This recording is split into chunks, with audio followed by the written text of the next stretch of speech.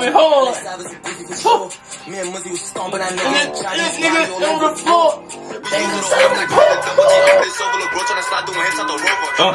What? It's like, ooh. I ain't different. I can flip him back.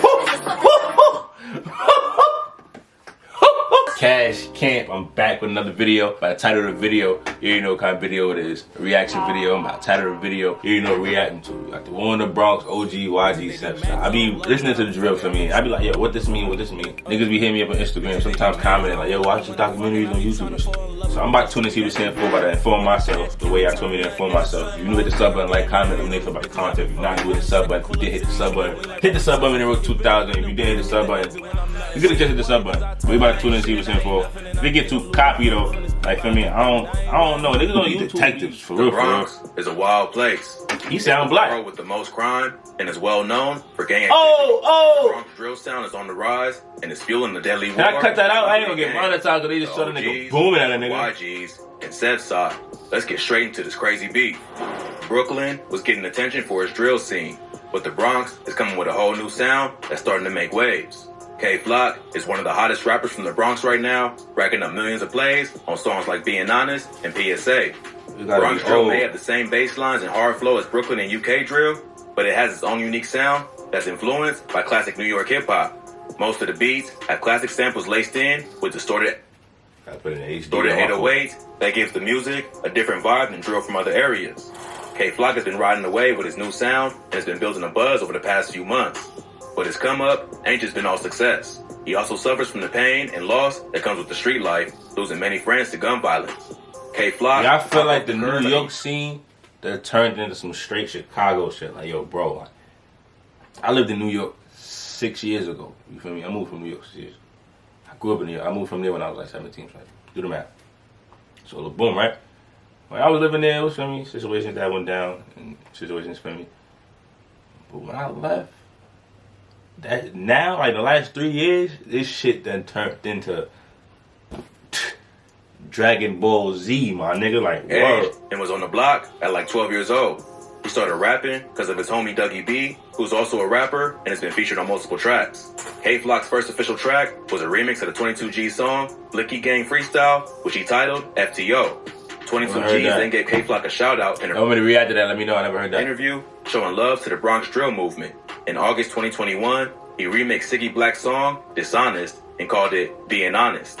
Oh, I did not know that. Now I gotta react to Siggy Black. I did not know Siggy Black was the original. And earned him a feature from G Herbo. There's also rumors that he recently signed a bigger deal, and he's in a good position to take over the Bronx rap scene. But behind all of K-Flock's success is a deadly war that involves his own family members. He's from a blood set around East 187th Street in the hood. These niggas be cops, bro. Is made up of Mac Baller Brims and Sex Money Murder, and they cool with the rolling 80s crib. Sometimes you niggas be rolling though, bro. Gangs in the area, including the OGs or original goons. What's the word I'm looking for? Cause I want to talk through the video. The niggas that be doing these YouTube videos is all on motherfucking perception. I don't know. Or young gunners. At first, these two was the same gang and controlled a few different projects around Cortland Ave, not far from SevSide. But one of the founders of the YGs crossed over another top member, so the dudes in his hood split off to form the OGs. Today, the YGs are one of the most hated gangs in the Bronx. And that's a deep ass history. One of the YG's main rappers, named D-Thang, is K-Flock's blood cousin. The two rappers have been dissing each other. I find that shit crazy too. D-Thang shocked the whole hood by dropping a Chicago-style drill track called Talking Facts, where he disrespects dead ops from damn near every gang the YG's beef with. But the beef ain't start with rap. It began with multiple murders, followed by threats in music and on social media. Yo, don't this shit sound like a movie?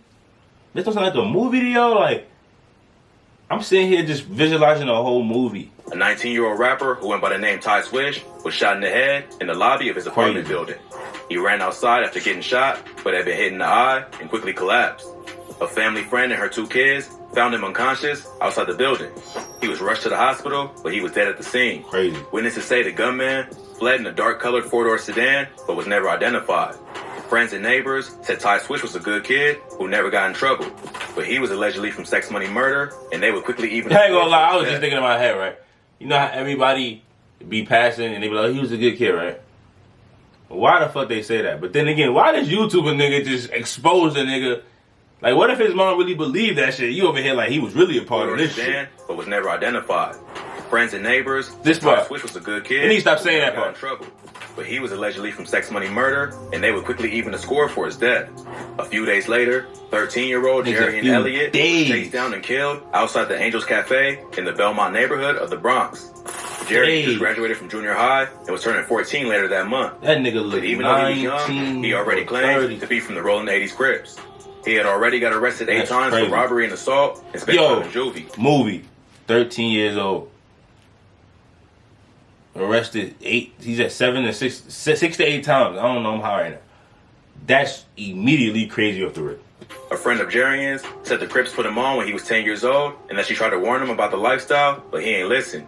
The murder was captured on surveillance footage and showed Jarian walking down the street with a friend. A black sedan is seen driving up alongside him, then coming to a stop. They're gonna show it? The mass shooter then hops out and shoots at both of them.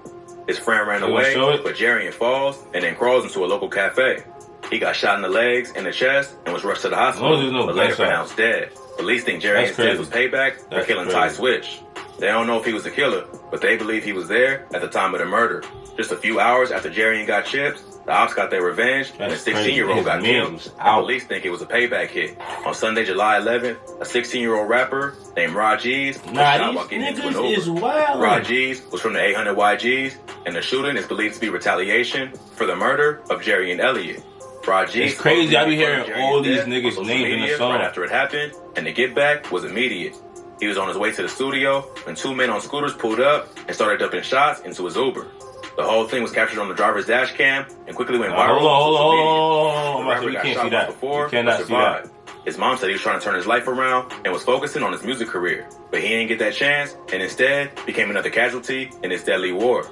But the case is still active, and they're both minors. There ain't too much public info available. With so many deaths on all sides, the beef between the YGs, OGs, and SevSide was really heating up. On August 16th, K-Flock dropped a track. This is a matter of like the same year, rappers, including his own cousin, D-Thang. In the first verse, he says, "Boy, ask my ops, it could get ugly.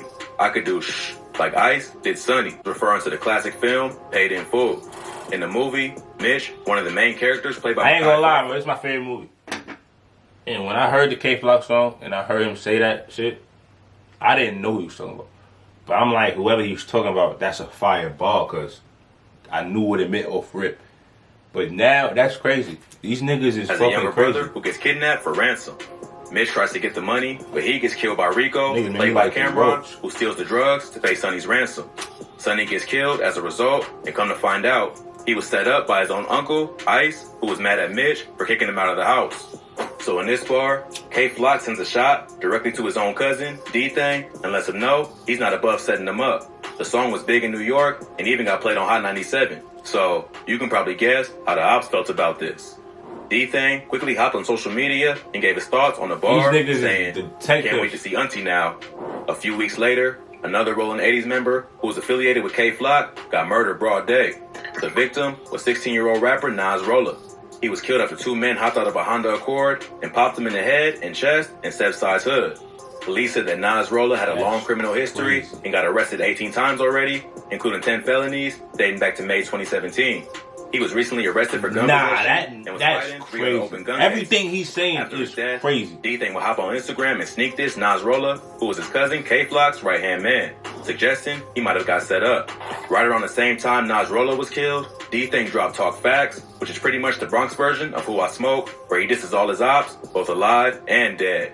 On the track, he samples the song "Somebody That I Used to Know" by BADBUNDY and throws a sub at a different op in almost every bar. Check that reaction out. Some disses include Dougie got shot, but he's still in recovery, sending shots at K-Flock's homie, Dougie B. He also says, "Come on, CJ, you see me when I ain't see you. You ain't even make a move. So how the when you see me, you gon' shoot?" In this bar, he takes shots at another rival rapper from Cortland who dissed D-Thang on the track Kidnap Who after D-Thang said he was gonna kidnap Booba Savage, who was also featured on the track. Later he raps, "Jiggy Man, aka Shot Ek, dumbass got hit. That's word on my mother, they never do shit." Here, he's talking about a rapper named Shot Ek, who's from the OGs and known to go by the name Jiggy Man. So, It looks like Bronx drill is following the same pattern as Chicago and the UK. Rappers diss each other in songs and follow it up with... I got two things to say. I just said that to y'all, that these niggas is on some Chicago shit. Second, I ain't even know the UK get down like that. So now I gotta tap in, because I ain't gonna lie, my last UK reaction, they violated me. They was calling me all types of shit I ain't never heard before, but that was crazy. Violence. What's really crazy is that a lot of them are under 18 and still in high school. That's what I'm saying. So really, how they go to school? The consequences that come with the lifestyle they live in. Hopefully, they're paying attention to how hot it's getting in O-Block and they cool it down before it's too late. But with so many lives lost on both sides, it's hard to see an end in sight. That's crazy. Grammarly helps you work more efficiently, which makes accomplishing your work goals easier. Oh, so, yo, that's crazy. That whole, now I understand the disrespectfulness. Now when I hear certain shit, and now you know how you watch, like, say if like you, damn, I just had a brain fart. Boom. Say if like, you young, whatever, right? You don't really know about slavery. And then you learn about slavery, so now everything you see about slavery, you be in tune. Like, man, now I really want to understand this. That's how I feel. Like I just watched that shit. I'm probably not going to watch another one of these shits. But now when I listen to music, that's going to be this shit. I'm going to be like, yo, damn, what the... That's just crazy. These niggas need to chill out. Live life, get money. Everybody get money. That's all I want everybody to do is get money. I know slogans. The cash can't. Y'all the family. Nah, I ain't gonna lie.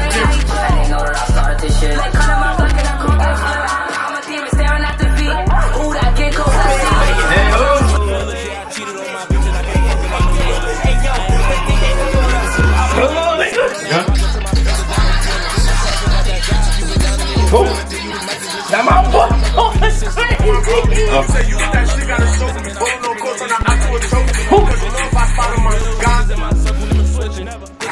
You keep